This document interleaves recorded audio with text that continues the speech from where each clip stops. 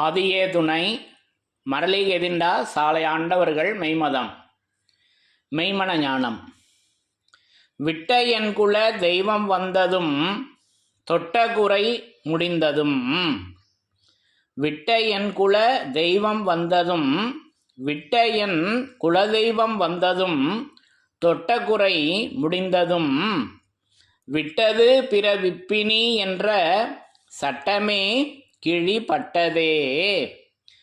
விட்டது பிற விப்பினி என்ற சட்டமே கிழிபட்டதே. எல்லோருக்கும் நமஸ்காரம். இவ்விரிபுவன வேதமாமரைகளின் அதிகாரண செழுங்கலை கருவூலத்து இறைவனின் திருவாயுரை விரிப்பு. இந்த மெய்ப்பாதை வேறு, இந்த மெய்ப்பாதை வேறு. வேதம் ஆசான் திருமேனி, வேதம் ஆசான் திருமேனி. வேதத்தை ஓதினாலே புண்ணியம், வேதங்கள் பூராவும் தித்திக்கின்றன.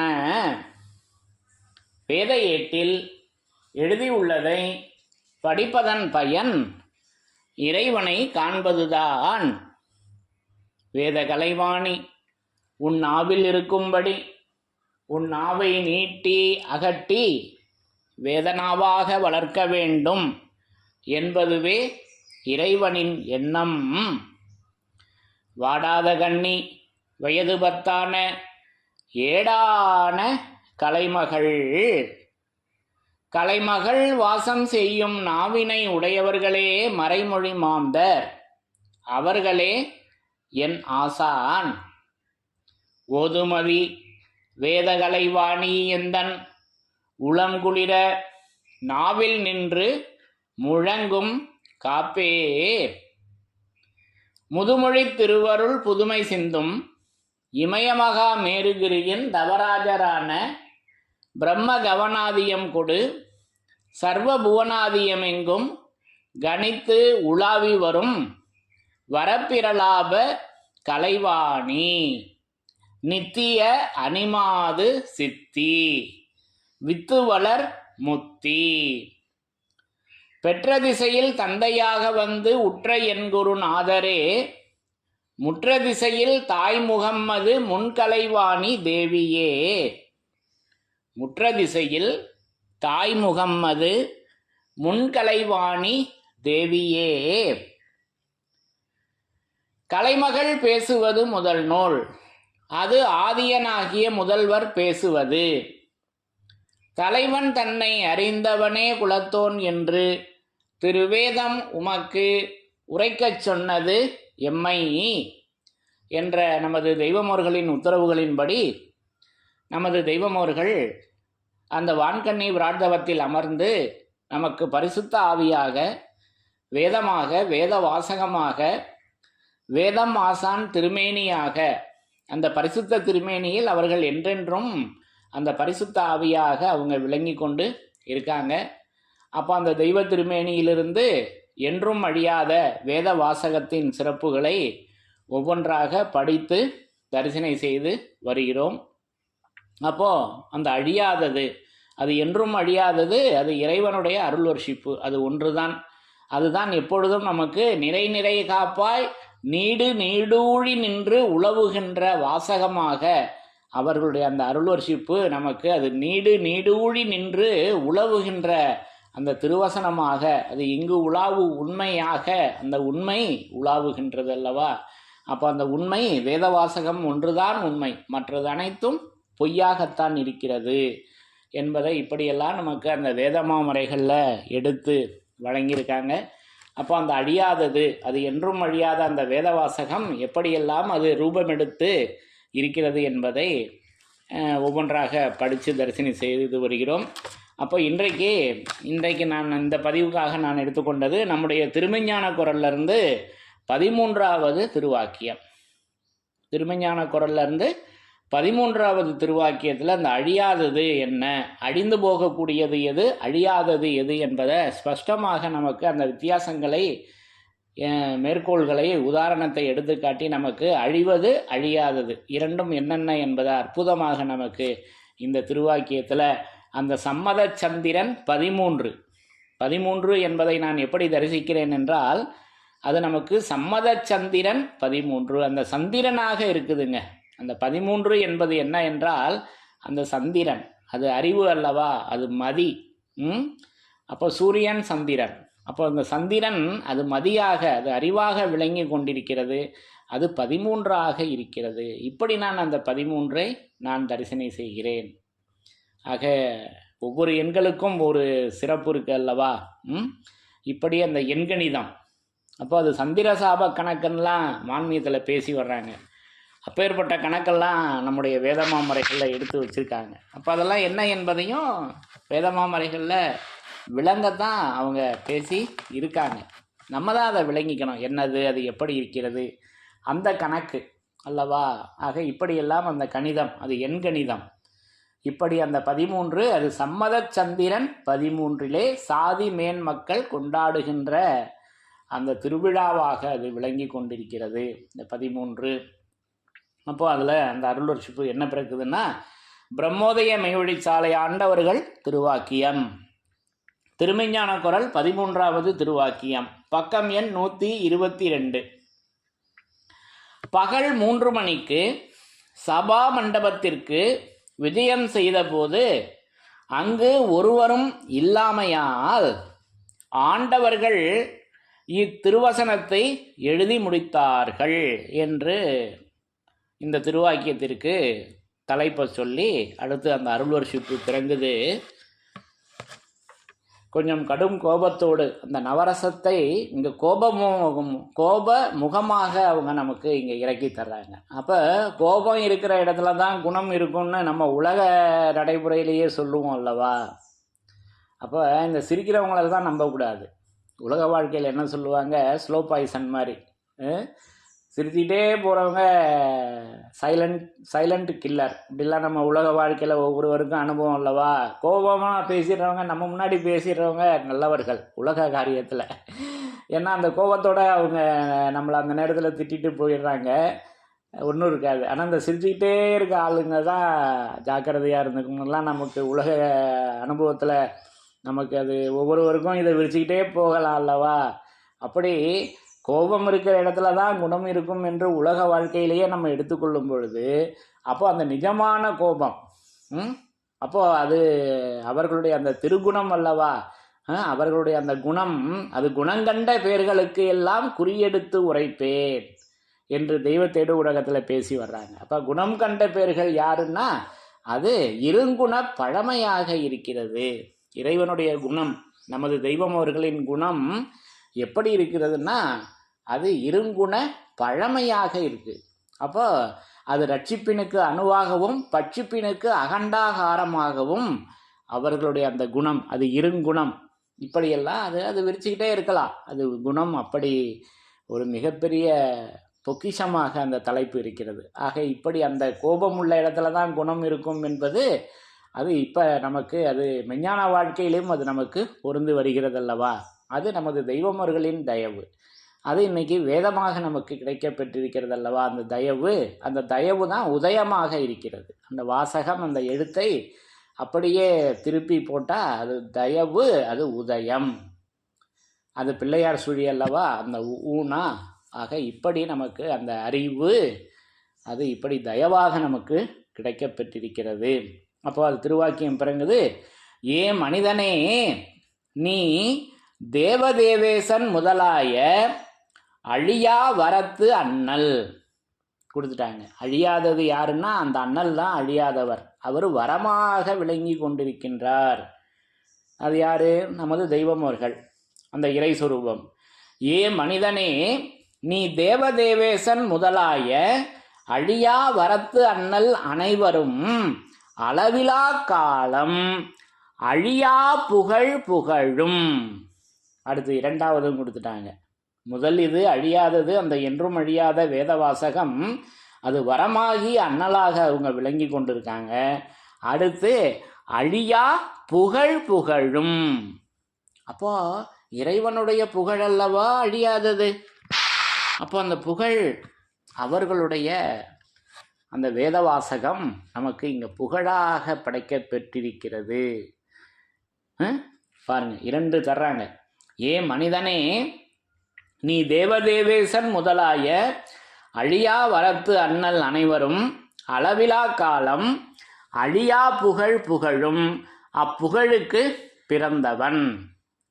நாம் அதை நிரூபிக்க வந்திருக்கிறோம்.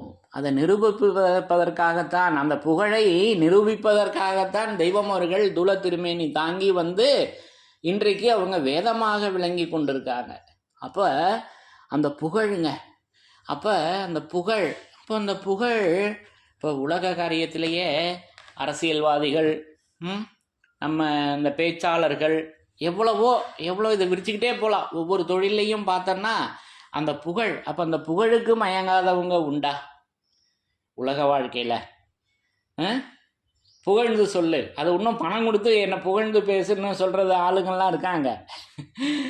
அப்போது நிஜமாக அவங்க உள்மனதிலிருந்து வருதா அப்படின்னாக்கா புகழ்கிறவங்க இல்லை உலக வாழ்க்கையில். மற்றவங்களை புகழுது, அது நல்லா இன்னும் அதை டீப்பாக போய் பார்த்தோம் அப்படின்னா அவரால் நமக்கு ஏதாவது காரியமாகி ஆகிறதா இருந்தால் தான் நம்ம புகழுவோம். இல்லைன்னா அப்படி சும்மா புகழுவோமா? அவரால் ஏதாவது உலகாயுதமாக ஏதாவது பிரயோஜனம் கிடைக்குமா, இல்லை பணங்காசு தருவாரா, வேறு ஏதாவது பிரயோஜனம் கிடைக்குமா அப்படின்னு தான் அதனுடைய உள்ள ஆராய்ச்சி செய்து பார்த்தால் நிச்சயம் ஏதாவது ஒரு விஷயம் இருக்கும். அந்த அளவு யதார்த்தம் உண்டா நம்மக்கிட்ட? உலக மக்கள் யாருக்கிட்டையும் கிடையாது அல்லவா? அப்போது இது புகழ். அப்போ அந்த புகழுக்கு தான், அந்த புகழுக்கு மயங்காதவங்க உண்டா உலக வாழ்க்கையில்? இல்லவே இல்லை. அப்போது அது ஒரு சிறப்பு, அது ஒரு டானிக்கு, அது ஒரு வைட்டமின் மாதிரி இருக்குது அந்த புகழ் உலக வாழ்க்கையில். அப்போ இதை தெய்வம் இங்கே நல்லா தோல் உரிச்சு காமிக்கிறாங்க. அந்த புகழ் என்ன பண்ணுது உலக வாழ்க்கையில்? நீ நினச்சிக்கிட்டு இருக்கியே, நம்ம நினச்சிக்கிட்டு இருக்கோம் அல்லவா இந்த புகழ், அது என்னென்னலாம் செய்யுது, அது என்ன அது அழியக்கூடியதுன்னு சொல்லிட்டாங்க. முதல்ல அவங்க வேத வாசகத்தை படித்து தரிசனம் செஞ்சிடலாம். தொடர்ந்து பேசி வர்றாங்க. நீ அதை விட்டு விட்டு, அப்போது அந்த அழியா புகழ் புகழும், அழியா புகழ் புகழும் அப்புகழுக்கு பிறந்தவன், அந்த புகழுக்கு பிறந்தவங்க நாம் அதை நிரூபிக்க வந்திருக்கின்றோம். நீ அதை விட்டு விட்டு புழுக்கள் எல்லாம் சேர்ந்து, பாருங்க எதற்கு ஒப்பீடு செய்கிறாங்க பார்த்தீங்களா? புழு. அப்போ இந்த புழுவுக்கு என்ன தெரியுமாங்க வேலை? மண்புழு இருக்கல்லவா, இந்த பக்கம் தின்னும், இந்த பக்கம் வெளியேற்றும், அதுதாங்க அதுக்கு வேலை.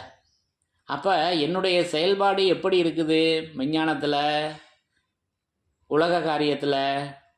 சாப்பிட்டுக்கிட்டு வெளியேற்றுவதாகத்தான் இருக்கிறது.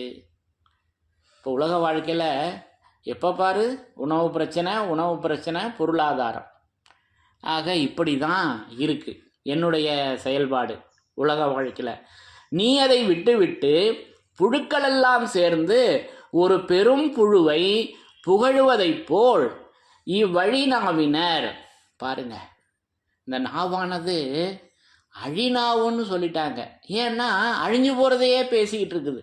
உலக வாழ்க்கையிலையும் சரி, விஞ்ஞானத்திலையும் சரி, அழிஞ்சு போகிறத தான் பேசுதே தவிர அழியாததை பேசுதா, என்றும் இருக்கக்கூடியதை பேசுதான்னா பேச மாட்டேங்குதுங்க.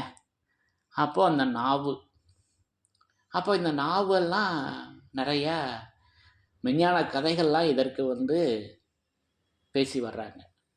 அப்போ முன்னொரு காலத்தில் ஒரு அரசர் தன்னுடைய மதிமந்திரியாகிய அந்த மந்திரிக்கிட்ட உத்தரவு போடுறாரு, உலகத்திலேயே மிகச்சிறந்த பொருள் ஒன்று எடுத்துட்டு வா, உலகத்திலேயே மிக மிக மோசமான பொருள் ஒன்று எடுத்துட்டு வா அப்படின்னு 2 இதை தெரிஞ்சுக்கிறதுக்காக தன்னுடைய மந்திரிமார்களுக்கு உத்தரவு விடுறாரு.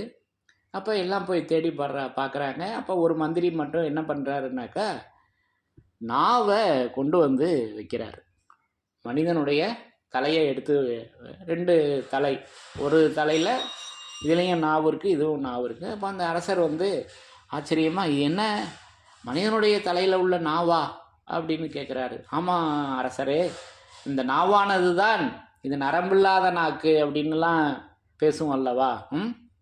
இப்போ உலக காரியத்தில் எது நடந்ததோ அதை சொல்லாமல் பொய் பேசுவது, அப்போ நரம்பில்லாத நாக்கு எதுனாலும் பேசும் அப்படின்னு உலக பழமொழியில் சொல்லுவோம் அல்லவா, உலக நடைமுறையில் வைத்து.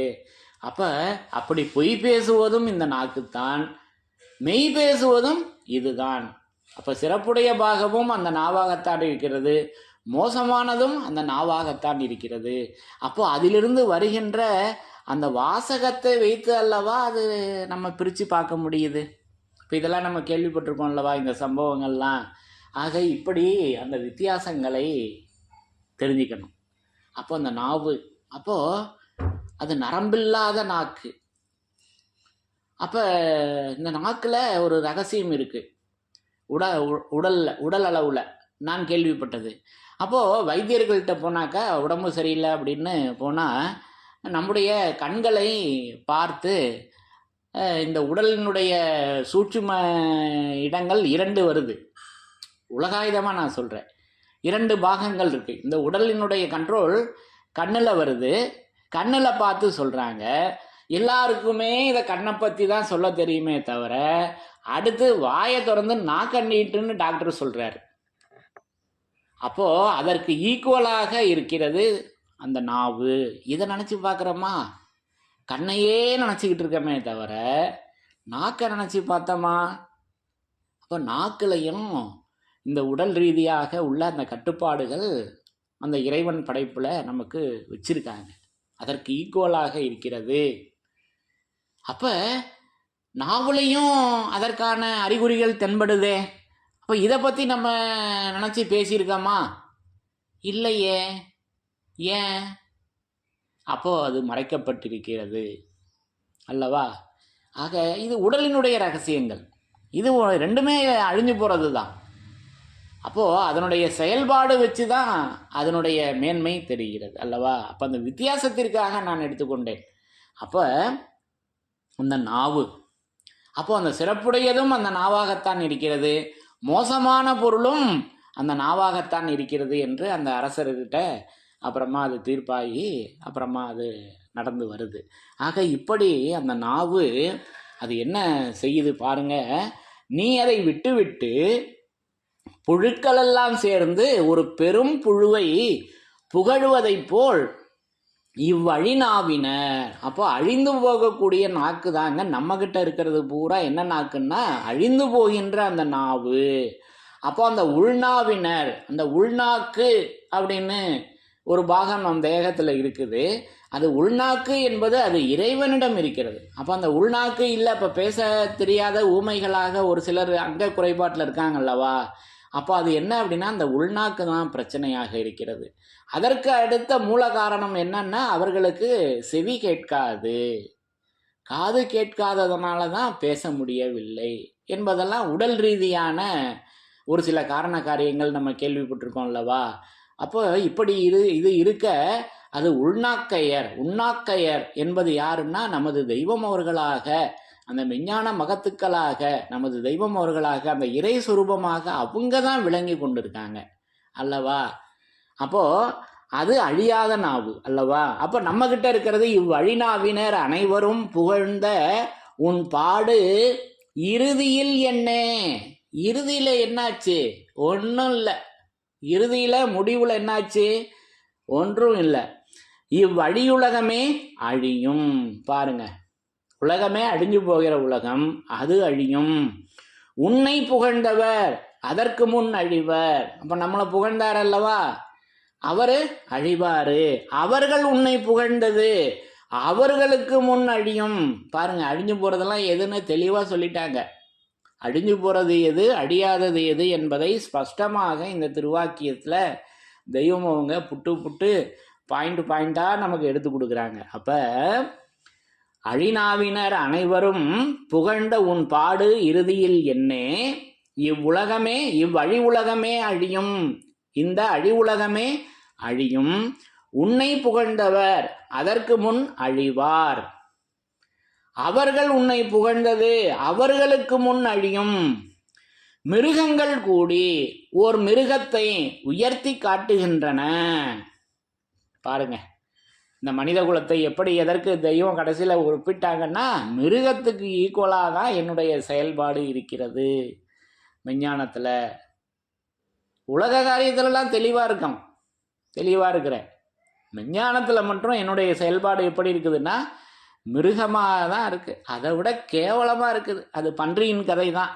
ராஜகம்பீர பிரசங்கம் திருவருட்குறள் 290 தெய்வம் அவங்க கொடுக்குறாங்கல்லவா, பன்றி என்ன போல எங்கே இவன் செத்தான் இந்த மனுப்பைய, அவன் செத்தாக்கா வீட்டுக்குள்ளேயே தூக்கிட்டு வரக்கூடாது, வெளியில் போடு, ரோட்டில் போடு, காரி துப்பும்படியாக அல்லவா அவனுடைய செயல்பாடு இருக்குது.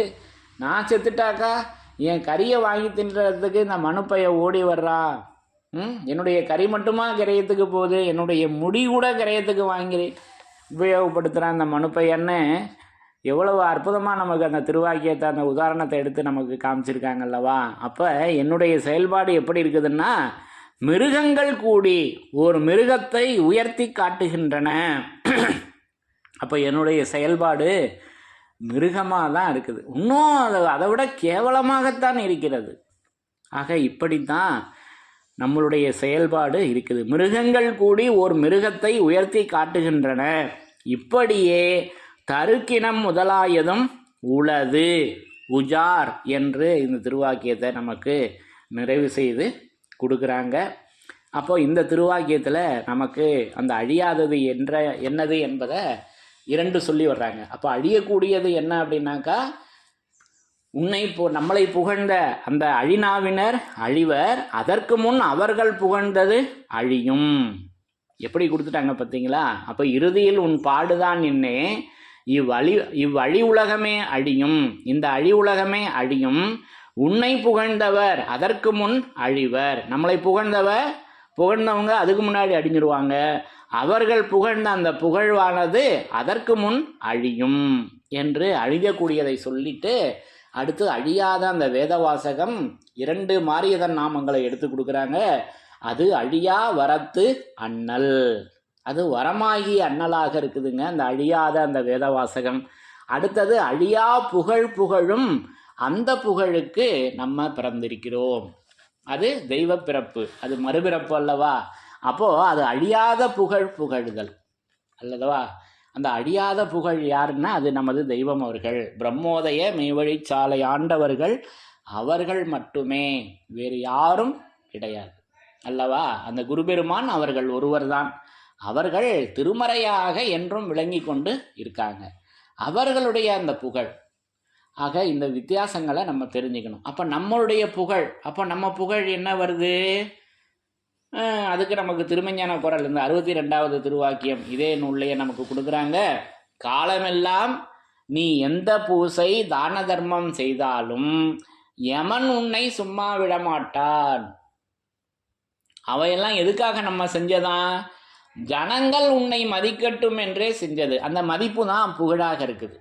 அப்போ நம்ம கோயிலுக்கு போகிறது, முக்கியமான ஆலயங்களுக்கு போகிறது, இப்போ நம்ம ஆலயத்துக்கு போகிறதே எடுத்துக்குவோமே, நம்ம பொன்னரங்க தேவாலயத்துக்கே மழை பெஞ்சா கூட இப்போ இது நல்லா உடச்சி தான் இதை பேச வேண்டியதாக இருக்குது. இப்போ என் மேலே உங்களுக்கு கோபம் வரதான் செய்யும், அது கோபம் வந்தாலும் பரவாயில்ல, அந்த பாவம் என்னையே சேரட்டும். அப்போ நம்மளுடைய செயல்பாடு எப்படி இருக்குதுன்னா நம்ம தெய்வத்தை வழிபடணும் அப்படின்னு நினச்சி போகிறதில்ல. நம்ம இன்னைக்கு போகலன்னாக்கா நம்மளை வரலன்னு ஒருத்தன் சொல்லிடுவானே, இன்னொரு ஒரு ஆள் சொல்லிடுவாரே, அவர் அப்புறம் சொல்லுவார்ல 4 பேர்கிட்ட, அவருங்க மழை பெஞ்சா கூட வந்துடுவாருங்க கரெக்டாக ஆலயத்துக்கு, வணக்கத்துக்கு, அடக்கத்துக்கு. இப்படி ஒவ்வொரு தெய்வீக காரியமும் இப்போ ஒரு சிலருக்கு உடல் உபாதை இருக்கும், வர முடியாத சூழ்நிலை இருக்கும், மழை பெஞ்சாக்கா வர முடியாத, ஒவ்வொருவருக்கும் ஒவ்வொரு சூழ்நிலை அல்லவா. எல்லா இதுலேயும் கலந்துக்க முடியுமான்னா முடியலையா. அப்போ அந்த மாதிரி அப்போ அவங்க இப்படி நான் அந்த அந்த புகழான அந்த வார்த்தை இப்படி ஒருத்தர் சொல்லுவார் பாருங்க, நம்ம வர்றதை வச்சு அவர் நம்மளை எதுவும் திட்டிடக்கூடாது, நம்மளை புகழ்ந்து பேசணுன்றதுக்காகவே நான் போகிறது. இப்படி நான் என்னையே நான் அதில் உதாரணமாக எடுத்துக்கிறேன். இப்படி தான் இருக்குது என் செயல்பாடு. அப்போ அந்த புகழ், அப்போ இதெல்லாம் ஜனங்கள் என்னை மதிக்கட்டும் என்று தான் ஆலயத்துக்கு சென்றதே தவிர நிஜமாக அந்த தெய்வ வாக்கியம் பிறந்ததே, அந்த வேதங்கள் முழங்குச்சே, அதில் நம்மளுடைய கவனம் இருந்ததா? அந்த நிஜமான வணக்கம் 325வது திருவாக்கியத்தில் விஸ்வநாத உயிராணி திருவசனத்தில் பேசி வர்றாங்கல்லவா, உன்னுடைய ஜீவனை காணாத வணக்கம் என்ன மனு வணக்கமா, மனுக்களுக்குடைய வணக்கமான்னு திருச்சிராப்பள்ளியில் தெய்வம் அவங்க பேசி வர்றாங்க அல்லவா. அப்போது அந்த வணக்கத்தில் அந்த வேதங்கள் முழங்கியது, அந்த வேதங்களிலிருந்து இன்றைக்கு பிறந்த அந்த வாக்கியத்திலிருந்து, அந்த பாடலிலிருந்து, அந்த மான்மிய பகுதியிலிருந்து, அந்த தெய்வ தேடு ஊடகத்திலிருந்து, அந்த தீர்க்க தரிசனங்களிலிருந்து ஏதாவது ஒன்றை நம்ம விளங்கிக்கிட்டோமா? இப்படி நான் அதை பார்க்கிறேன். அப்போ மற்றவர்கள் புகழ்ந்து பேசணும் என்பதற்காகத்தான் செல்வதாக இருக்கிறது என்னுடைய பாடு. நான் இதில் என்னையே குறை காணுகிறேன், என்னையே நான் சொல்கிறேன். அப்போ நிஜமான வணக்கம் அப்போ அது முழங்குது. அந்த நியாயாசன தாயகத்தினிடமிருந்து கிளம்பிய ஒளியோசையினை நீங்கள் கேட்டீர்களா என் மீட்புக்குல பிரகாசங்கண்ட சௌந்தரிய பிறவியரே. அது ஒலித்து கொண்டே இருக்கிறதே அந்த புன்னரங்க தேவாலயத்தில். அந்த வேதங்கள் முழங்கி கொண்டே இருக்கின்றன ஒவ்வொரு வணக்கத்திலையும். அதில் நம்ம இன்னைக்கு என்ன தெரிந்து கொண்டோம் என்ற அந்த உலாவுகின்ற அந்த வாசகம் அல்லவா நமக்கு அது வேண்டும், அதல்லவா கவனித்து கேட்கணும். ஆக இப்படி நான் அதை எண்ணி பார்க்கிறேன். அப்போ மற்றவர்கள் என்னை புகழுவதற்காகத்தான் நான் செல்லுகிறேனே தவிர அந்த வேத வாசகங்களை நான் கேட்டு தெரிந்து கொள்ள வேண்டும் என்ற அக்கறை இருக்கிறதா எனக்கு என்பதை இங்கே நான் எனக்கே கேள்வியாக நான் வைக்கிறேன். அப்போ காலமெல்லாம் அப்போ அதன் தெய்வம் அந்த திருவாக்கியத்தில் எப்படி தோலுரிச்சு காமிக்கிறாங்க பாருங்க. அப்போ ஜனங்கள் என்னை மதிக்கணும் அப்படின்னு தான். அவர் கரெக்டாக வந்துடுவாருங்க, புயல் அடித்தா கூட வந்துடுவாருங்க அப்படின்னு ஒரு வார்த்தை சொல்லுவார் பாருங்க. அந்த புகழ் அப்போ அதுதானே அந்த புகழ் தானே, அது இறைவனுடைய புகழா? நம்மளுடைய புகழ் தானே அது. அப்போ நம்மளுடைய புகழ், அதை உன்னை புகழ்ந்தவர் இந்த உலகமே அழியனிட்டாங்க, அந்த புகழ்ந்தவர் அதுக்கு முன்னாடி அழிஞ்சிடுவார். அவர் சொன்ன அந்த புகழ்ச்சி அதற்கு முன்னே அழிஞ்சிடும்னு நல்லா பட்டா போட்டு எழுதி கொடுத்துட்டாங்களே அந்த 13வது திருவாக்கியத்தில், இந்த திருவாக்கியத்தில். ஆக இப்படி அந்த காலமெல்லாம் நீ எந்த பூசை தான தர்மம், அப்போ தான தர்மம் செய்கிறது தான் அப்படி தான். ஜனங்கள் என்னை மதிக்கட்டும்னு நான் செஞ்சது தான், நான் ஒன்றும் மனசார செஞ்சதல்ல, மனம் வந்து செய்ததல்ல. அப்போ காலமெல்லாம் எந்த பூசை, எந்த தான தர்மம், எந்த தான தர்மம் செய்தாலும் எமங்கிட்ட அது பலிக்குமா? அந்த பாட்சா பலிக்குமா? பலிக்காது, அங்கே தோத்து போயிடுவோம் யமன் இல்லைல. அப்போ காலமெல்லாம் நீ எந்த பூசை தான தர்மம் செய்தாலும் யமன் உன்னை சும்மா விட்டுருவாரா? விடமாட்டாரே. இப்போ இதெல்லாம் எதற்காக நான் செய்தது? ஜனங்கள் என்னை மதிக்கட்டும் என்று தான் நான் செஞ்சது, இறை வழிபாடுன்னு நினச்சி செஞ்சதெல்லாம். ஆக இப்படித்தான் என்னுடைய வழிபாடு, நான் என்னுடைய அந்த அழியெண்ணத்தில் இருக்கிறேன்.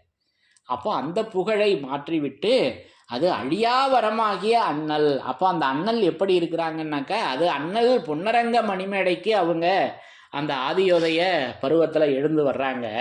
அந்த அண்ணல் பொன்னரங்க மணிமேடைக்கு எழுந்து வர்றாங்க. அந்த அண்ணல் எப்படி இருக்கிறார்கள் என்றால், அவர்கள் இன்புற ஈட்டும் இயல் மொழி அண்ணலாக அந்த அண்ணல் அந்த வரமாகிய அந்த வாக்குவரம், தேவர் குறி வாக்குவரம் தாரும் தாயே. எப்பேற்பட்ட நிலை! அப்போ தேவருடைய குறி என்னவாக இருக்கிறது என்றால் அந்த மௌனதாரையாக அல்லவா இருக்கிறது, அதில் அல்லவா அந்த ஆண்மை இருக்கிறது, அந்த ஆண்மையில் அல்லவா இப்போ நம்மளை பிறப்பிச்சிருக்காங்க. அப்போ அது அந்த அழியா புகழுக்கு நீ பிறந்தவன், அதை நாம் நிரூபணை செய்வோம். இப்படி நிரூபணை செய்தல்லவா அவங்க காமிக்கிறாங்க. அப்போ அந்த தேவர் குறி, அந்த இறைவனுடைய குறி எப்படி இருக்கிறது என்றால் அது மௌனதாரை, அது அல்லவா வரம்.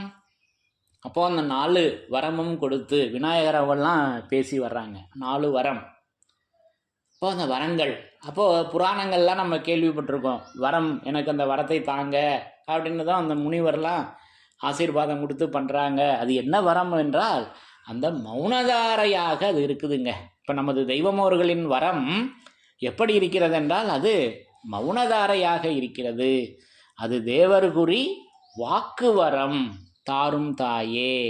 இப்படி வரமனைத்தும் தருகும் தரும சத்திரத்தை இன்னைக்கு அந்த வேதமாக நமக்கு ஏற்படுத்தியிருக்காங்க. அது வரமனைத்தையும் தருகின்ற அது தரும சத்திரம், அது தர்மம். அப்போ அந்த தர்மமாக திரட்டி அல்லவா. இப்போ இதெல்லாம் நம்ம வேதத்தின் சிறப்புகளை தரிசனம் செய்திருக்கிறோம் அல்லவா. அப்போ அதை தர்மமாக ஞானிகள் திரட்டி சேர்த்து வேதாந்தம் என்று ஓதி வைத்திருக்கிறார்கள். அப்போ தர்ம சத்திரம் எப்பேற்பட்ட சத்திரம்! ஆக இப்படி நமக்கு அந்த 282வது திருவாக்கியத்தில் இதை தரிசனம் செய்திருக்கிறோம் அல்லவா? அதை தர்மமாக ஞானிகள் திரட்டி சேர்த்து வேதாந்தம் என்று ஓதி வைத்திருக்கிறார்கள். அதை வாய்விட்டு படிப்பதால் உன்னுடைய கருவிக்குளங்கள் ஒவ்வொன்றும் அதை பருகுகின்றன. அதில் சாந்தியாகிய ஒரு சலாமத் இருக்கிறது. இப்படி நமக்கு அந்த வரத்தினை அது வரமனைத்தும் தருகும் தர்மச்சத்திரமாக அப்போ அது தர்மமாக, அப்போ அந்த தர்மம் அல்லவா தலை காக்கும், அது தர்மம் தலை காக்கும். இப்படி நம்முடைய தலையை அழிந்து போகக்கூடிய இருந்த நம்முடைய தலையை அழியா தலையாக ஆக்குவது அந்த தர்மமாக இருக்கிறதல்லவா? இப்படி அந்த வரம் அது அழியா வரத்து அண்ணலாக அது விளங்கி கொண்டிருக்கிறது. அடுத்தது அழியாதது அந்த புகழ். அப்போ அந்த புகழ் அப்போ அது நிறையா இருக்குது நம்முடைய வேதமாமறைகளில். வரங்கள் எப்படி இருக்கிறதோ அந்த வரம் அது பாசுபத கங்கண வரம், அது தேவசன்னத முத்திராங்க வரம், நிறைய மான்மீகத்தில் கொடுத்து வர்றாங்க அந்த வரங்கள் பற்றி. அப்போ அதை போலவே அந்த அழியா புகழ், அப்போ அந்த புகழும் நிறைய நமக்கு பேசி வர்றாங்க. அப்போ அது புகழும் திருக்கையிலை, அது கைலாயமாக அது இருக்கிறது அந்த புகழ். அது குல பூபா, புகழும் திருக்கையிலை குல பூபா பாடல் நமக்கு எடுத்து வச்சிருக்காங்கல்லவா? இது 2வது கண்டத்தில் வருது, அமுதகலை ஞானபோதம். அப்படி அந்த புகழ், அப்போ அந்த புகழ் பற்றி நமக்கு மெய்வழி நூலில் எடுத்து விரிக்கிறாங்க. அந்த பாருங்க, அந்த வரமாகிய அந்த மௌனதாரையையும் புகழையும் சேர்த்து ஒன்றாக தருகிறார்கள். அந்த மெய்வழி நூல் பாடலில் வருது, வாக்கான வாக்கிது மெய்வழி நூல் வாக்கின். அது வாக்கான வாக்குங்க, ஏன்னா அது அழியா திருநாட்டில் ஆளுவது அல்லவா அந்த மௌனதாரை. அதை விரிக்கிறாங்க இந்த பாடலில். இது நமக்கு மெய்வழி நூல் பக்கம் 30வது பக்கத்தில் முதல் பாடலில் எடுத்து கொடுக்குறாங்க. அப்போது வாக்கான வாக்கிது மெய்வழி நூல் வாக்கின், வாக்கான வாக்கிது மெய்வழி நூல் வாக்கின் வசம் சேர்த்து இட எனக்கிங் அளித்த வாக்கு. அப்போ இறைவன் வசம் சேர்த்து, அந்த வாக்கின் வசம் சேர்த்து விட, அதனிடம் சேர்த்து விட எனக்கு அளித்த வாக்கு. பாருங்க, அந்த வாக்கின் வசமாக, நல்லா கவனிக்கணும், வாக்கின் வசம், அந்த மௌனதாரையின் வசமாக நம்மளை ஆக்குவதற்கு அந்த மெய்வழி நூலை நமக்கு தந்திருக்கின்றார்கள். வாக்கான வாக்கிது மெய்வழி நூல் வாக்கின் வசம் சேர்ந்து இட எனக்கு இங்கு அளித்த வாக்கு. வாக்கிது செல்வாக்காகும் விண்ணும் மண்ணும். அப்போ செல்வாக்கு, இப்போ உலக காரியத்தில் நம்ம ஒவ்வொருவருக்கும் ஒவ்வொரு செல்வாக்கு என்ன என்பது தெரியும். இங்கே விண்ணும் மண்ணும், வாக்கிது செல்வாக்காகும் விண்ணும் மண்ணும் வழி சரியாய் நடப்பவருக்கு வரும் கைரேகை. அப்போ அடுத்து கண்களுடைய அந்த செயல்பாடு பார்த்தோம், அடுத்து நாவு பார்த்தோம், அடுத்து ரேகை இருக்குதுங்க. 10 விரல்கள் இருக்கு. உலகத்தில் 900 கோடி மக்கள் இருக்கோம் இன்னைக்கு. 900 கோடி மக்களுக்கும் 10 விரல்கள் இருக்குது, கைவிரல்கள் அல்லவா? இன்னும் ஒரு சிலருக்கு 6, 6, 12 விரல்கள் உள்ளவங்களும் இருக்காங்க. அப்போ அந்த விரல் ரேகை ஒரே மாதிரியாவா இருக்குது? இப்போ இவ்வளவு மாற்றம் இருக்குதே. இப்போ கருவிழி மட்டும்தான் மாறி மாறி இருக்கும்னு நம்ம நினச்சிக்கிட்டு இருக்கோம். எல்லாருக்கும் தெரிஞ்சது இந்த கண்ணை பற்றி தான். அப்போது நாக்கு இப்படி இருக்குது, அடுத்து ரேகை இருக்குது, அடுத்து குரல் இருக்குது. ஒவ்வொரு எல்லாருக்கும் ஒரே மாதிரியாக இருக்குது அந்த குரல். இப்போ துணியை வச்சு இன்னார் போகிறாரு அப்படின்னு கண்டுபிடிச்சிடுறோமே சப்தத்தை கேட்டு. அப்போ அந்த சப்தாதிய சாயல்கள், இப்போ இதெல்லாம் மான்மியத்தில் பேசி வர்றாங்கல்லவா? அப்போ இவ்வளவு உன்னதங்கள் இருக்குதே, அப்போ அதை பற்றியே நமக்கு நினைக்க தோணலை, பேச தோணலை. ஆக இப்படியெல்லாம் இருக்கிறது. அப்போ அது வாக்குடைய, அப்போ அது வழி சரியாய் நடப்பவருக்கு வரும் கைரேகை. அப்போ அந்த கைரேகை அல்லவா, அது கையொப்பத்திற்கு சமம். இப்போ எழுத படிக்க தெரியாதவங்க என்ன பண்ணுறோம், ரேகை வைக்கிறோம் அல்லவா? அப்போ அந்த வரும் கைரேகை அது வாக்குடைய வாணி. கலைவாணி வந்துட்டாங்கங்க. அப்ப முற்ற திசையில் தாய்முகம்மது முன்கலைவாணி தேவி எப்படி வந்துட்டாங்கன்னாக்கா, அது மௌனதாரையாக, அது வாக்குடைய வாணியந்தன் ஆசான் பாதம், இறைவனுடைய திருப்பாதம் அல்லவா, அது வணங்கி அடி தொழுது, அந்த திருப்பாதத்தை, ஆசான் பாதத்தை வேதமாக விளங்கி கொண்டிருக்கும். அப்போ பாதம் விளங்க வேதம் விளங்கும், பாதம்தான் திருமறை.